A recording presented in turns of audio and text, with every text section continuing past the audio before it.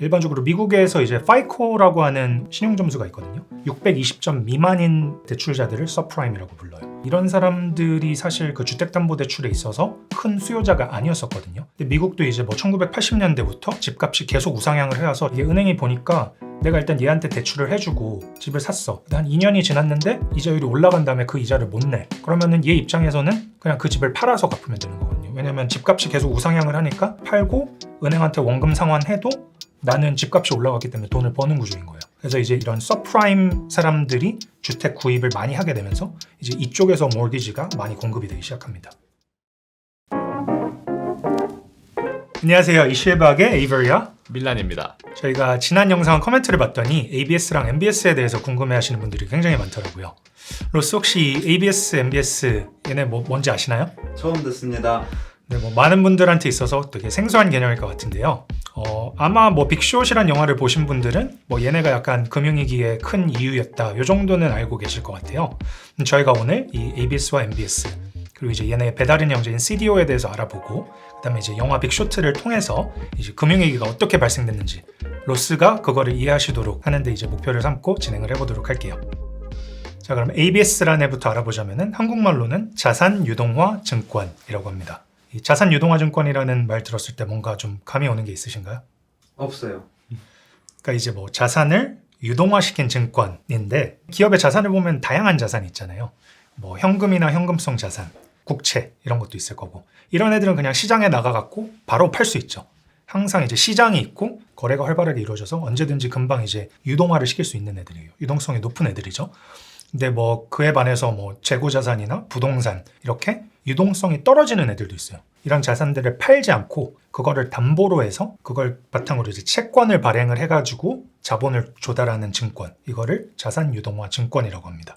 그리고 이런 자산유동화 증권들은 대부분의 경우에는 그 기초 자산이 이 현금 흐름을 창출하는 자산에 기초를 합니다. 그러니까 예를 들어서 영업권 같이 이게 가치가 있기는 있지만 현금 흐름이 창출되지 않는 이런 자산들 같은 경우는 보통 자산유동화 증권에 쓰이지가 않아요. 그러니까 좀 쉽게 말을 하면은 자산을 파는 대신에 그거를 담보로 해서 현금을 땡겨오는 개념이라고 보시면 돼요. 저는 담보도 어려운데 네. 이걸 담보로 해서 빌려준다 그렇죠. 네, 하다가 안 갚으면 내가 담보를 뺏기는 거잖아요. 맞습니다. 네. 그럼 이 증권은 네. 유동화가 어려운 어떤 자산들을 담보로 한다는 건 네. 돈을 빌리는데 내가 돈을 못 갚으면 그 담보가 뺏기는 거예요? 그렇죠. 그렇게 보시면 됩니다. 아, 증권이 그러면 돈을 빌리는 거예요?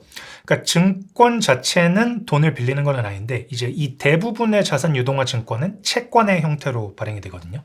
그러니까 증권은 예를 들어 주식도 증권에 포함되잖아요. 그 외에 다양한 파생 상품들도 증권이라고 하고 자산 유동화 증권이라는 채권을 사간 투자자들은 결국은 이 담보가 되는 기초 자산에서 아까도 말했듯이 현금 흐름이 발생되는 자산이라 그랬잖아요.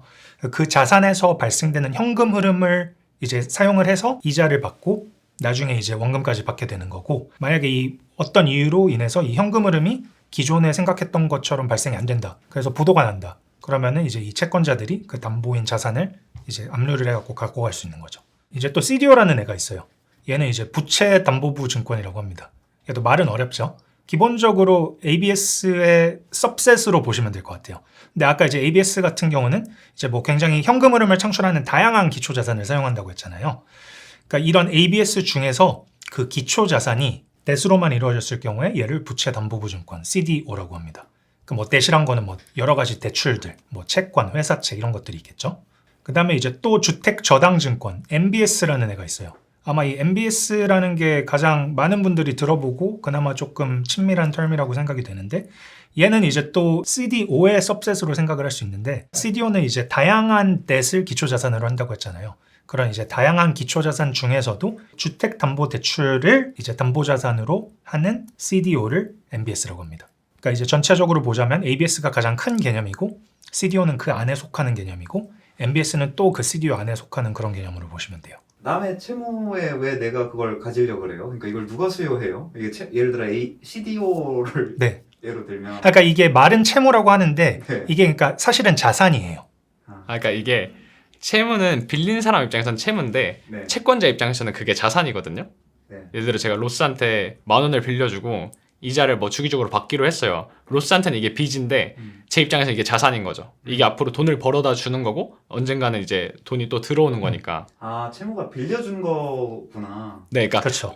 뭐 은행이나 이런 데 입장에서 보면은 대출을 해주잖아요. 우리는 대출이 갚을 빚인데 은행 입장에서는 그게 다 자산이거든요. 그래서 그런 거를 은행이 갖다 파는 느낌인 거라고 생각하시면 돼요. 아, 약간 처음부터 반대로 이해를 하고 계셨나 봐요. 네. 그러니까 네, 내가 채무가 내 빚을 남한테 판다 이렇게 생각하는 거야. 네, 맞아.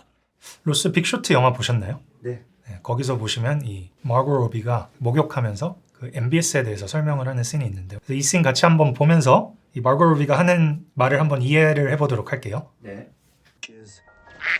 It's pretty confusing, right? Does it make you feel bored or stupid? Well, it's supposed to.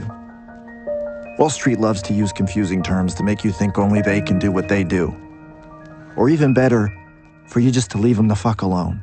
So here's Margot Robbie in a bubble bath to explain. Basically, Louis Raineri's mortgage bonds were amazingly profitable for the big banks. They made billions and billions on their 2% fee they got for selling each of these bonds.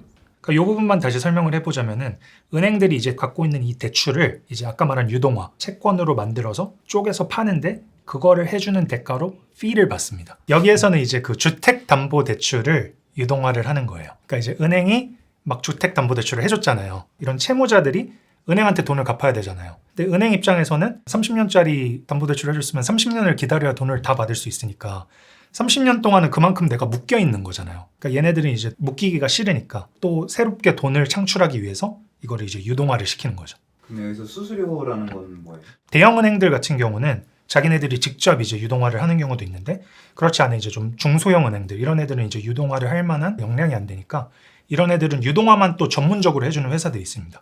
그럼 거기다 대출을 팔아요. 그럼 이제 유동화 회사들은 이 대출을 가지고 채권으로 만들어서 투자자들한테 팔겠죠.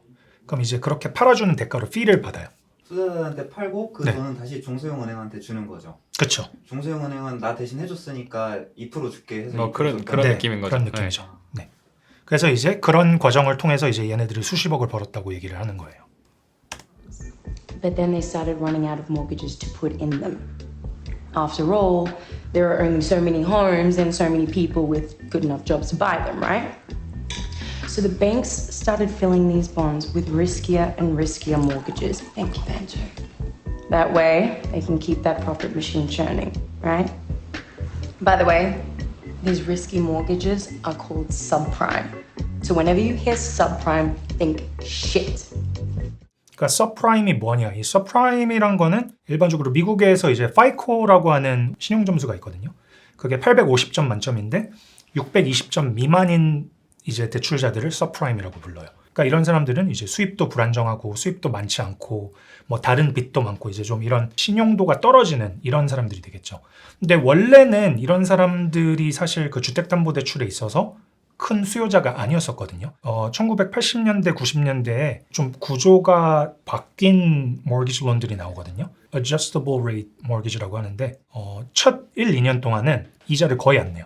이자율이 막 정말 엄청나게 낮고 그 다음에 1, 2년 지난 다음에 이자율이 확 올라가는 그런 구조인데 근데 미국도 이제 뭐 1980년대부터 집값이 계속 우상향을 해와서 집값이 많이 올라와 있었기 때문에 이게 은행이 보니까 내가 일단 얘한테 대출을 해주고 집을 샀어. 그럼 1, 2년 동안은 어쨌든 이자율이 엄청 낮으니까 그 정도는 낼 수 있을 거 아니에요. 근데 한 2년이 지났는데 이자율이 올라간 다음에 그 이자를 못 내. 그러면은 얘 입장에서는 그냥 그 집을 팔아서 갚으면 되는 거거든요. 왜냐면 집값이 계속 우상향을 하니까 2년 동안 집값이 꽤 올라갔을 거 아니에요.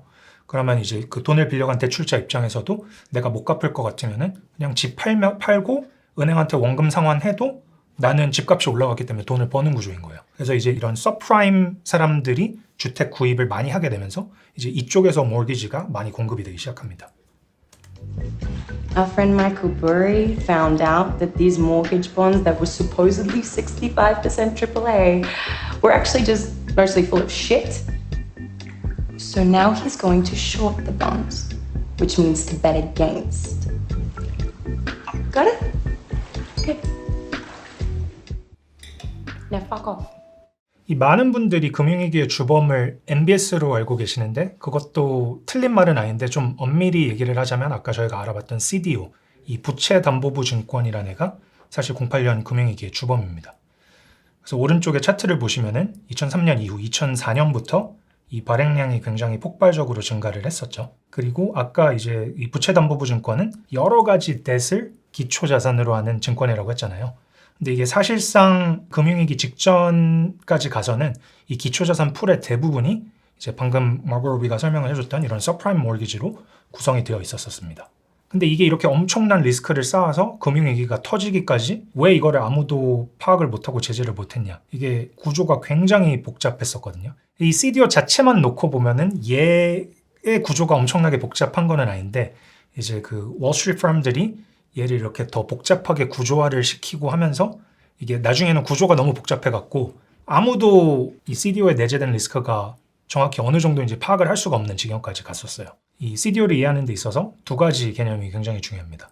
첫 번째는 유동화, securitization이고요. 두 번째는 이 tranche 혹은 class라고 부르는 이 계층이라고 하는 겁니다. 자, 그래서 이 아까 유동화에 대해서 간단하게 어떤 건지는 알아봤는데 유동화가 일어나는 과정에 대해서 한번 살펴보도록 할게요. 자, 그럼 이제 첫째로 이제 은행이 있습니다. 막 여기저기 이제 담보대출을 해줘서 이제 대출의 풀을 갖고 있겠죠. 이 대출 풀을 유동화를 하고 싶으면은 이거를 내가 직접 바로 유동화를 해서 투자자한테 넘기는 게 아니라 이 SPV, Special Purpose Vehicle이라고 부르는 이 특수 목적 법인으로 이 대출을 일단 넘깁니다. 이게 그냥 뭐 자회사한테 자산을 그냥 옮기는 형식으로 되는 게 아니라 완전히 판매가 되는, 그러니까 이 은행의 밸런스시트에서 이 대출과 관련된 자산 그리고 부채를 아예 덜어내는 거거든요. 근데 왜 그게 중요하냐? 은행들은 이제 그 자본 건전성 요건에 따라서 자본 건전성을 일정 수준 이상으로 유지를 해야 되잖아요. 근데 이렇게 내 밸런스 시트에서 얘를 완전히 덜어냄으로 인해서 그 자본 건전성을 이제 올릴 수가 있습니다. 그러면 이제 내 자본 건전성이 올라간 걸 기반으로 해서 나는 이제 또 더 새로운 대출을 해줄 수가 있겠죠.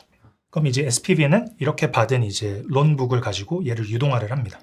근데 이렇게 덜어내는 게 사실 은행뿐만이 아니라 투자자 입장에서도 이점이 있거든요. SPV는 사실 페이퍼 컴퍼니예요. 얘는 뭔가 사업을 하는 게 아니라 진짜 딱 그 론북만 들고 있는 애인데 이게 만약에 이런 식으로 형성이 안 되고 은행이 그대로 들고 있다고 하면은 일단 내가 CDO에 투자를 한다고 할 때 이 론북만 보면 되는 게 아니라 이 은행의 다른 채무 관계나 이런 거에도 영향을 받을 수밖에 없잖아요. 그러니까 굉장히 복잡해져요. 그렇게 되면은. 내가 투자를 하고 싶은 거는 요 딱 은행이 갖고 있는 요 대출 자산만이지 그 이외에 대해서는 나는 노출도를 갖기가 싫은 거죠. 그렇기 때문에 이제 투자자 입장에서도 이렇게 딱 SPV로 분리를 해서 내가 투자하고 싶은 그 자산만 따로 있는 게 훨씬 더 편합니다. 그리고 또 이렇게 할 경우에 또 다른 이점은 그 대출 이제 포트폴리오에서 현금 흐름이 발생이 되면은 그거를 투자자가 은행을 거치지 않고 직접적으로 받을 수 있잖아요.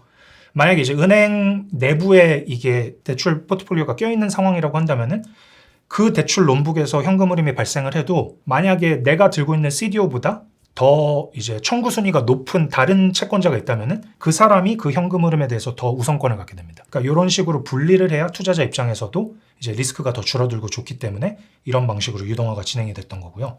유동화의 장점은 여러 가지가 있지만 뭐 크게 세 가지 정도가 될 것 같은데 첫 번째는 아까도 말씀드렸죠.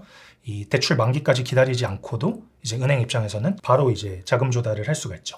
이제 두 번째는 은행 입장에서 회사채를 발행하는 거에 비해서 이런 유동화 증권을 발행하는 게 그 자본 조달 비용이 더 저렴하기 때문인데요. 이 투자자 입장에서 봤을 때 회사채보다 이 유동화 증권의 리스크가 더 낮다고 판단을 하기 때문이에요. 그래서 리스크가 더 낮으니까 이제 수익률도 당연히 더 낮게 주더라도 내가 그거를 수용을 할 수 있겠죠. 그 리스크가 낮게 될 수 있는 이유는 요 신용 절연 그리고 신용 보강이라는 이제 두 가지로 이루어지는 건데, 신용 절연은 대출 포트폴리오를 은행에서 띄어갖고 SPV로 옮긴다고 했었죠. 그렇기 때문에 투자자 입장에서 볼 때는 내가 이 은행의 다른 리스크에 대해서는 생각을 안 해도 돼요. 그냥 요 딱 대출이랑 관련된 리스크만 생각을 하면 되기 때문에 이제 리스크가 더 낮다고 판단할 수가 있겠죠. 만약에 은행이 들고 있으면은 그 리스크에 더해서 다른 리스크까지 다 더해야 될 거 아니에요. 절연이 자른다는 뜻이어서 그렇죠. 그렇게 이어지는. 네, 그러니까 그 은행의 신용 리스크와 연을 자른다 이런 느낌인 거죠. 그럼 신용 보강은 뭐냐? 이런 이제 CDO나 MBS 이런 거를 발행하는 데 있어서 발행 주체가 되는 애들이 이제 외부 보험사 이런 애들한테 보험 같은 거를 받아요. 그럼 투자자 입장에서는 당연히 더 신용도가 좋다고 생각을 할 거 아니에요. 그리고 이제 마지막 장점으로는 이거는 이제 뭐 은행 입장에서도 장점이 되는 거고 투자자 입장에서도 장점이 되는 거거든요. 이 투자자에 따라서 서로 이제 선호하는 리스크 정도나 아니면 내가 원하는 만기가 다 다를 거 아니에요. 근데 CDO 같은 경우는 그 트란칭이라고 부르는 이 계층을 나누는 걸로 인해서 이런 것들을 성립시킬 수가 있어요. 위쪽에 다이어그램 오른쪽에 나와 있지만 이렇게 보통 Senior, Mezzanine, Equity 이렇게 세 가지로 나뉘거든요. 그래서 이제 Senior가 가장 청구 순위가 높은 애고 Mezzanine이 그 다음, Equity가 그 다음입니다. 그러니까 이제 시니어 같은 경우는 굉장히 이제 비교적 안전한 계층에 해당되기 때문에 은행이라든지 보험사라든지 이렇게 리스크 테이킹 많이 안 하고 그냥 좀 국채보다 높은 금리 안전하게 갖고 가고 싶은 애들은 이런 시니어 트런치에 투자를 할 수 있고, 그에 반해서 뭐 크레딧 펀드나 아니면 헤지 펀드 이렇게 좀 리스크 테이킹 많이 하더라도 수익률을 높게 가져가고 싶은 투자자들은 그 아래 이제 메자닌이나 에퀴티 이런 데 투자를 할 수가 있겠죠. 근데 이 MBS란 게 사실 이 모든 경제가 성장하는 데 있어서 꼭 필요한 거거든요. 어느 경제에 있어서나 사람들이 이제 자가를 갖고 주거 안정이 되는 게 경제 성장에 있어서 굉장히 중요한 한 부분이잖아요. 대부분의 사람들이 그렇듯이 집을 살 때 내가 현금이 너무 많아서 그냥 다 현금 주고 집을 사는 사람들은 거의 없잖아요. 은행에 가서 주택담보대출을 받아서 사게 됩니다. 결국 아까 말했던 이제 그 은행의 문제로 돌아가는데, 대출을 해주고 나서 은행이 얘를 만기까지 들고 있으려면은 새롭게 신규로 대출을 해줄 수 있는 양이 굉장히 부족해지게 되잖아요. 그러니까 누군가는 이런 대출들을 계속 덜어내줘가지고 유동화를 시켜서 은행들이 계속 사람들한테 대출을 해줄 수 있게끔 돌아가야 됩니다. 그래서 미국 정부에서 이제 이런 사이클을 촉진시키기 위해서 유동화를 전문적으로 할 기관들을 만듭니다. 크게 3가지가 있는데요. 이제 페니메와 프레디 맥이라는 이 두 애들은 GSE, Government Sponsored Enterprises라고 하고, 정부 산하 기관은 아니고요. 근데 이제 정부에서 지원을 받는 기관입니다. 그 이외에 또 뭐 지니메라고, 얘는 이제 정부 산하 기관, 정부에서 이제 직접 소유를 하는 기관, 이렇게 3가지 기관들이 있어요. 그래서 얘네들이 이제 시중은행으로부터 이런 모기지 론을 사가지고 유동화시켜가지고 계속 주택 금융시장에 유동성을 공급을 해줍니다. 근데 얘네들이 모든 모기지 론을 살 수 있냐? 그건 아닙니다. 얘네 맨데이트에 얘네가 사들여서 유동화할 수 있는 주택담보대출의 기준이 명확하게 정해져 있어요. 안전한 애들만. 그렇죠. 그 첫 번째가 이제 신용점수인데, 신용점수 620점 이상이 돼야 됩니다. 아까 620점 미만이 서프라임이라고 그랬죠. 그러니까 얘네는 이제 일단 서프라임 모기지는 못 건드려요. 그 이외에도 저희 지난번에도 알아봤던 뭐 LTV 이런 기준도 있고요. 대출자가 보험을 가입을 했냐, 아니면 소득증명이나 이런 기준들을 통과를 하면은 얘네들이 사들일 수 있어요. 자, 그럼 얘네들이 사들일 수 있는 이런 주택담보대출을 conforming loan이라고 그러고, 그럼 이런 conforming loan들을 사들여서 그거를 유동화를 시켜서 MBS로 팔겠죠. 그래서 요런 3 기관들이 파는 거를 agency MBS라고 해요. 이런 agency MBS들은 구조적인 측면에서 봤을 때 pass-through라는 구조를 갖거든요. 말 그대로 뭔가를 이렇게 전달을 한다는 뜻이잖아요. 그러니까 얘네는 그냥 유동화시켜서 판 증권을 두고 대출자들이 원리금을 갚으면은 그냥 그거를 그대로 MBS 투자자들한테 전달을 합니다. 그래서 이제 얘네 같은 경우는 부도가 많이 발생을 해서 손해가 나더라도 투자자들이 동등하게 그 손해를 부담을 합니다.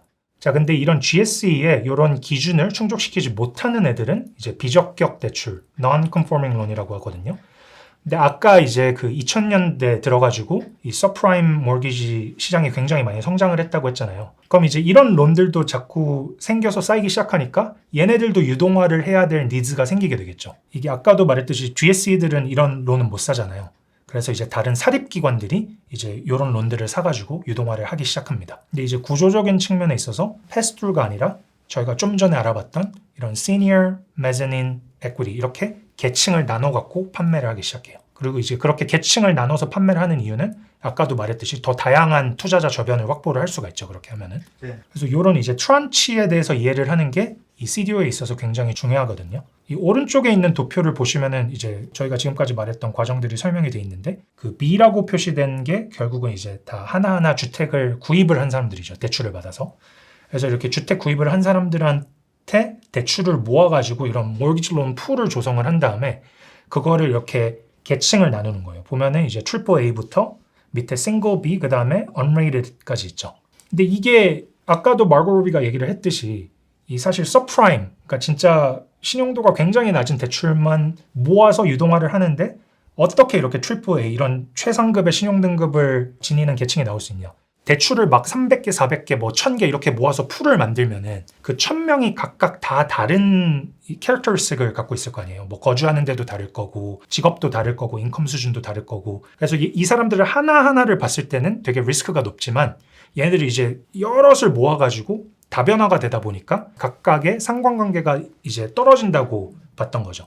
그래서 이제 상관관계가 떨어지는 대출을 굉장히 많이 놓다 보니까 이런 다변화로 인해서 리스크가 어느 정도 감소를 하는 측면이 있게 되는 거죠. 이게 뭐 전체 1000개라고 할 때 65%가 AAA잖아요. 그러니까 35%가 부도가 난다고 해도 이 AAA 애들은 사실 원금은 그냥 그대로 다 받을 수 있는 거예요. 65%만 보전이 된다면. 그래서 이렇게 이제 청구 순위에 그 차이를 둠으로 인해서 이렇게 기초자산이 부실함에도 불구하고 서로 다른 신용등급을 갖는 계층들이 나오게 되는 겁니다. 이 그림에서 네. 지금 예를 들어 바이어가 10,000명이 있고 네. 그 중에 100명짜리 100개 묶음을 만들면 네. 그 100개 묶음 중에 65%가 시니어다 이렇게 이해되는 거 맞아요? 아니에요. 10,000명은 그냥 하나로 존재를 하는 거예요. 그러니까 10,000명에게서 발생하는 총 현금 흐름에 대해서 상위 65%가 시니어가 되는 거고 그 아래로 메자닌 에퀴티가 되는 개념이에요. 그러니까 이게 100% 모두가 상환을 한다고 가정했을 때는 현금 흐름이 100%가 나오잖아요. 그럼 이제 이 65%는 자기 거 당연히 다 가져갈 수 있고 밑에 사람들도 다 가져갈 수 있는 건데 예를 들어 이 10,000명 중에서 2,000명이 부도를 냈다. 그러면은 이제 8,000명분밖에 못 받는 거잖아요. 현금 흐름이 80%로 줄어들겠죠. 그러니까 그럴 경우에는 아직도 시니어 트란치는 65%니까 어쨌든 나는 다 가져갈 수 있어요. 투자자는 시니어를 살 수도 있고 메자닌을 살 수도 있고 에코리를 살 수 있는 거죠. 그러니까 각각의 이제 그 리스크 성향에 따라서 차등적으로 투자를 하는 거죠. 그 대출 자체를 계층을 나눈다는 건 아니에요 지금. 그러니까 다 똑같은 하나의 풀인데 그걸로 발행되는 거에서 이제 계층을 나눠서 투자를 하게 해준다는 거 그런 느낌입니다. 그러니까 시니어에 포함된 애들이 더 좋은 대출이다 이런 뜻이 아니에요. 그래서 이제 요 계층들을 하나하나 봐보자면은 이제 당연히 청구 순위에 있어서는 시니어가 가장 1순위를 갖겠죠. 그 다음에 메자닌 에퀴티 순위입니다. 그 다음에 이제 아까 말을 했듯이 이제 부도가 발생을 해서 요 CDO에서 손실이 일어난다. 그러면은 반대로 에퀴티부터 손해를 흡수를 하게 되겠죠. 그래서 뭐 예를 들어서 시니어 65%, 메자닌 20%, 에퀴티 15%라고 해볼게요. 그러면은 손해가 15%만 발생하면은 에퀴티는 그냥 다 날리는 거고 시니어랑 메자닌은 원금 다 상환받겠죠. 그럼 이제 자연스럽게 리스크는 시니어가 가장 낮고 에퀴티가 가장 높겠죠. 그리고 수익률도 리스크에 따라서 똑같은 순위를 지니게 되겠죠.